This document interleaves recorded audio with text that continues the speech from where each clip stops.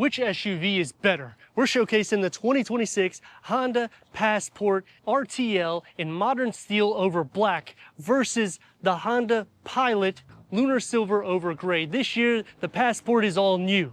8.3 inches of clearance, off-road suspension that's a little bit more capable than the prior, over 2 inches longer than the Pilot. I'm Anthony from Hawkeye Rides. I'm gonna compare these two. We're gonna throw some pros and cons to see which one is better, starting with the all-new Passport. LED headlights, daytime runnings. You have to go into the Trail Sport to get fog lights.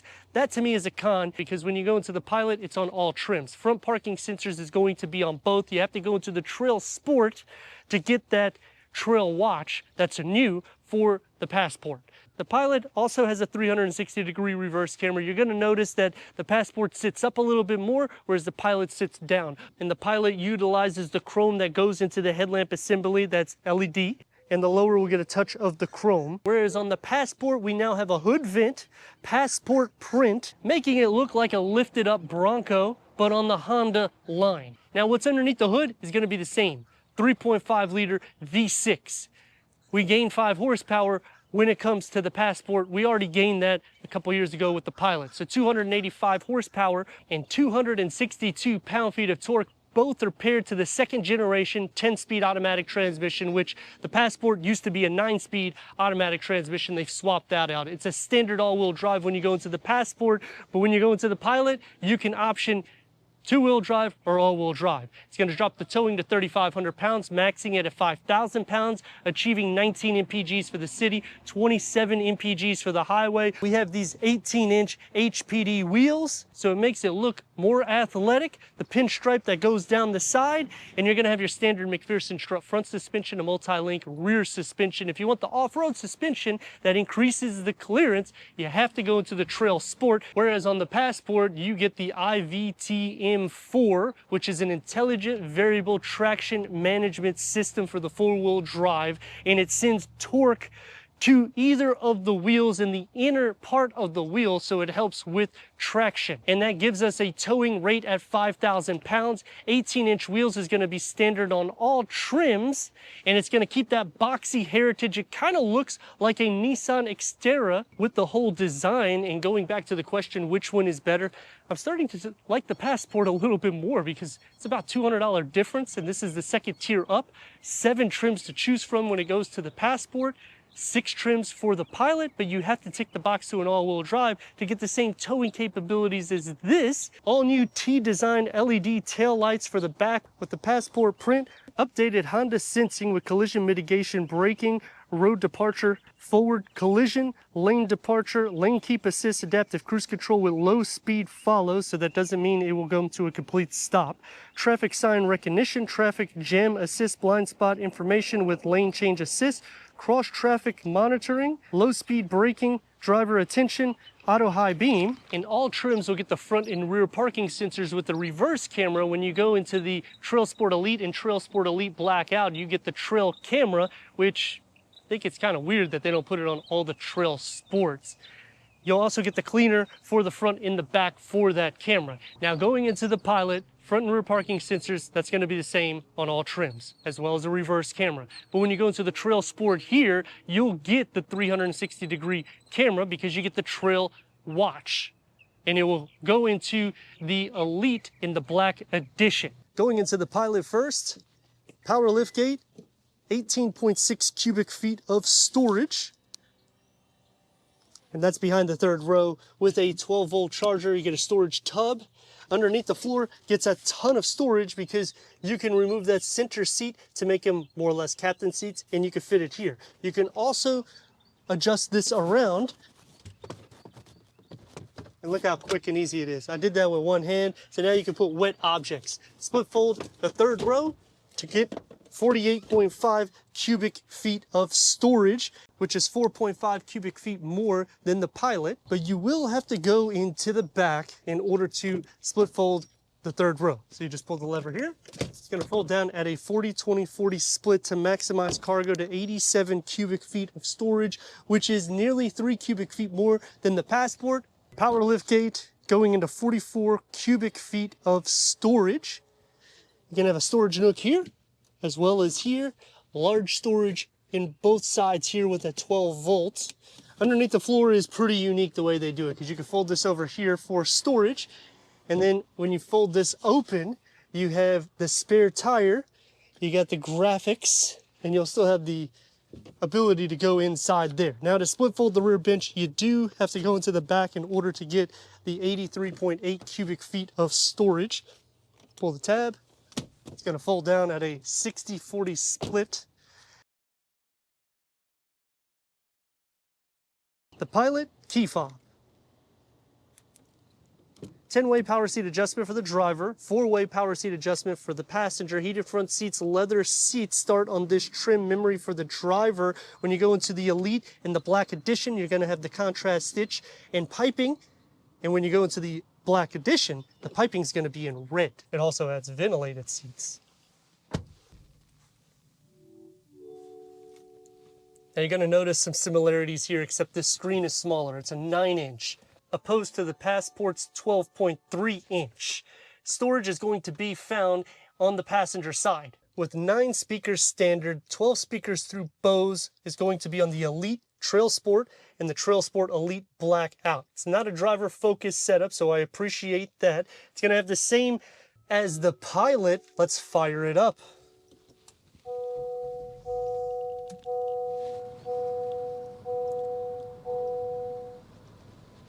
Nine speakers here with 245 watts. The Elite in the Black Edition for the Pilot will be the only trim that you could get the 12 speakers through Bose, and that goes with the 10.2 gauge cluster. Here we're going to have a 7-inch display that can go through an array of different content for the driver. Leather wrap steering wheel. If you want it to be heated for the Pilot, you have to go to the Elite in the Black Edition. It's multi-function. Tri-climate control settings is standard.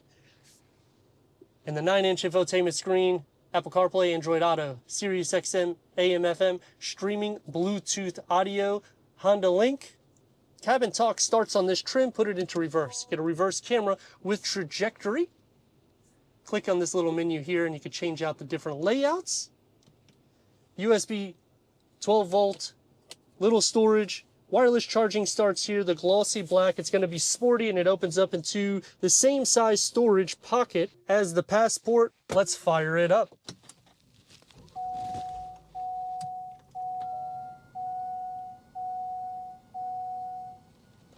.3 informational display is going to be here with Google Maps, Google Assist, Google Play, wireless Apple CarPlay, Android Auto, Sirius XM. You can do that through the Honda app. AM, FM, streaming Bluetooth audio. Got a little sub menu here, put it into reverse, and we get the same thing with a reverse camera. The trajectory expands out. You can click on this sub menu here. It does have a trail cam or trail watch with a 360-degree camera available when you go into the Trail Sport. Tri-climate control settings is standard. Leather wrap steering wheel, multi-function, and here you're getting a 10.2 informational display that can go through an array of different content for the driver, and you can also customize the whole display layout. You can do it on both sides, and you can change the gauge design, which in the Pilot you have to go up into the Elite and the Black Edition in order to get this. This is standard on all trims, so just something to take in consideration to see which one is better. When it comes to technology, I feel like the Passport has passed the Pilot, but for room, I mean, it's pretty good. You're going to have a sufficient amount of leg room. The same thing with headroom. You want the panoramic moonroof, you got to go to the Trail Sport or up. LED interior lights, dashboard and door panel configuring together, and you're going to have the same layout as the Pilot. So the 2 tiers of storage. Leather is going to be standard on all trims with 10-way power seat adjustment. Heated front seats, 4-way power seat adjustment for the passenger. Ventilated will be on the Elite Trail Sport Elite Black out, and you also have a different contrast stitch. For the back seats of the Pilot, this is the opening that you have to fit 2 more. We have the manual sunshades. It's nice because look how sunny it is here in Florida. You're going to utilize that quite a bit. Soft to touch, 2 tiers of storage just like the front. And you have 2 tiers of storage here with the 3rd climate control, USB-C ports. Leg space is going to be enough. You can also adjust this forward to make it a little bit more cramped or better for the 3rd row. Headroom, they do a good job. It's a box, and you can also recline this back. Sliding into the center, you're not going to be sharing any feet space, but just like the Passport, this bulges out. The difference though is you can remove this seat, so that way you can have a 7-seat configuration if you don't want to option the Trail Sport. Pull the tab here, then pull the tab that's right here. That will eject it so you can move it forward and ultimately pull it out. But this does weigh over 25 pounds. And now with it removed, plenty of room. Everybody's a little bit more happy, especially if you need to go for a pass-through for the third row. And then you're probably wondering, what happened to that big seat? Well, it fits perfect in the cargo. Whereas on the Passport, we're not getting the manual sunshades. We get the same storage, and we got plenty of room back here. Check out my leg space. You got storage here. You don't have a little storage here. You can get storage here when you go up the tier. No third climate control. You get the air vents, 2 USB-C ports, and the headroom. It's quite a bit. It's a box. Sliding into the center, this is a bench. So the seat is actually going to be a little bit more comfortable, but you're going to have the same as the Pilot. You're going to be sharing not really any space because it's a wide vehicle. Headroom is more than enough. But a reason why the Pilot may be better is you get a third row. Pull the seat, push the seat, it's going to slide forward. You can fit 3 more in the back. You get cup holders, USB-C ports. That's going to be on both sides with air vents. Slide this back so you can see the leg space. It's not bad. It's actually the best in class with headroom. Sliding into the center, this is also a sweet spot because my knee space here, I'm going to show you a little trick here in just a second. Butt, leg, and shoulder space, it does bulge out. But you can also remove this, which now makes it a lot easier for somebody like me at 6'3" to enjoy the Pilot in the third row. Taking the Pilot out first in this comparison review, both are going to have the same power, the same transmission. 2 mpgs different is what the city is claiming for Honda. And the clearance is going to be different because here we have 7.3 inches, where there you'll have 8.3 inches. So there's going to be a little bit difference in the drive. Both are set with 18-inch wheels, and this is the second trim. So I feel like this is the best way you could really compare these two vehicles.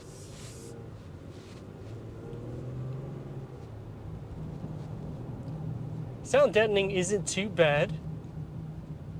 I like that there's a little bit less in trims, because once you start going over 5-6 trims, it just starts getting confusing for the buyer, and you have to go to certain trims in order to get features, and that's going to be on both.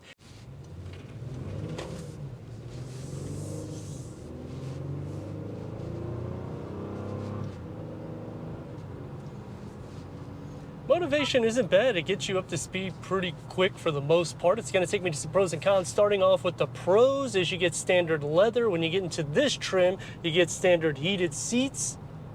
Power seat adjustments, it's a con to me because on the passenger side they do lack, and even on the driver's side, once you start up and going into like a 50 grand price into like a touring or an elite, it really needs to be more than 10-way power seat adjustment in my book. But to each its own there.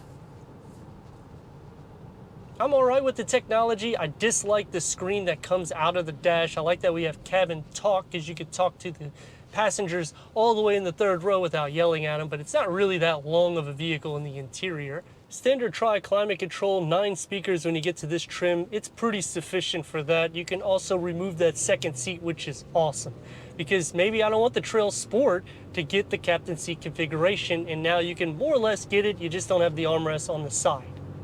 It also helps giving more leg space for the third row occupants, because I personally own captain seats, and when I went that route, I was a little shaky. I said, you know what, you buy a third row SUV for seats. I don't want to lose a seat in the middle. It's all right if it's in the back, but surprisingly, everybody in my family loves the layout. They even like to sit into the third row, which no one ever sit into our third row before. As for some cons, the 10-speed automatic transmission, it's on its second gen. It still is jumpy. It looks for gears. You probably noticed that when I did some acceleration. It just doesn't want to change the gear, and then you start feeling some of the vibrations into the cabin. It should be a little bit more seamless.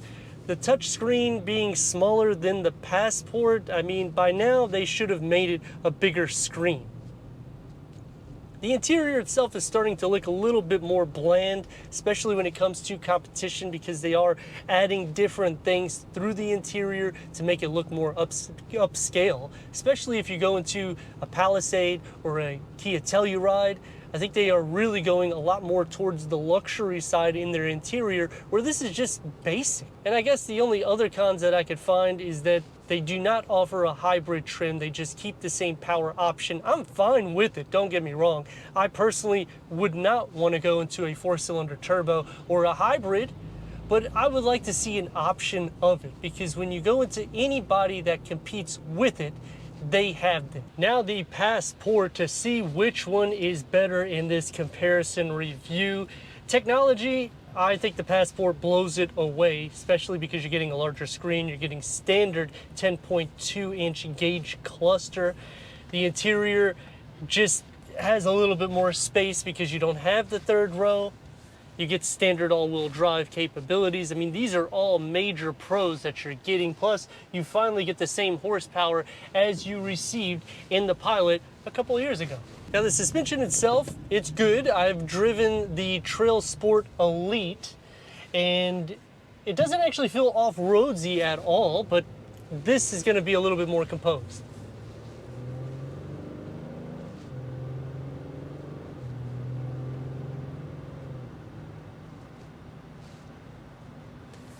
More or less the same pickup that you're going to be in the Pilot. So which one is better? Well, it's going to take me to some pros and cons, starting with the pros. You've already heard a ton of them.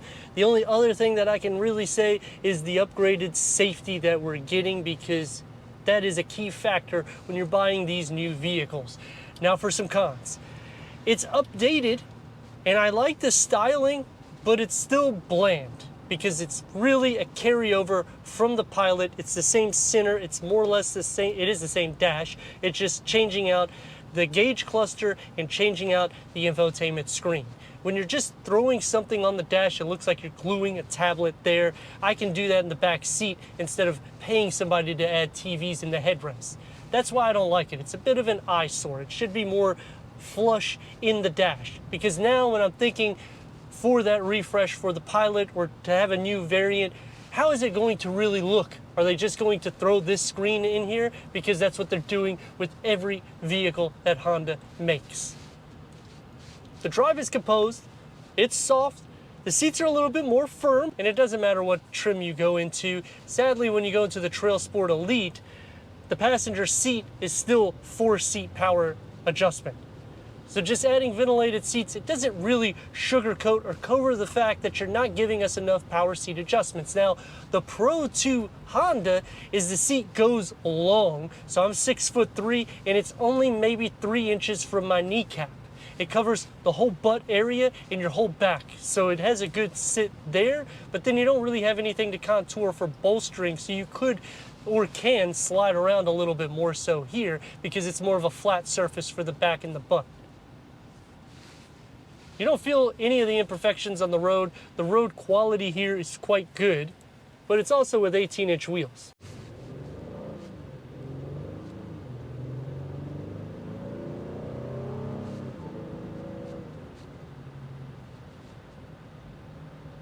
It doesn't feel heavy either, so I like that. Really, when you're cross-shopping these two, the major differences that you have to put in perspective is the technology, the third-row seats, and the all-wheel drive with the clearance. That's the major differences, which would lead me to going to the new Passport, because they've just done a better job with all of these attributes. But if I need a third row, there's no other way to go. But let me know your thoughts in the comments, and if you're new to the channel, consider subscribing. Check this next video out right here. And I'd like to thank our friends here at Ocean Honda for giving us this comparison between the new 2026 Honda Passport versus the Honda Pilot.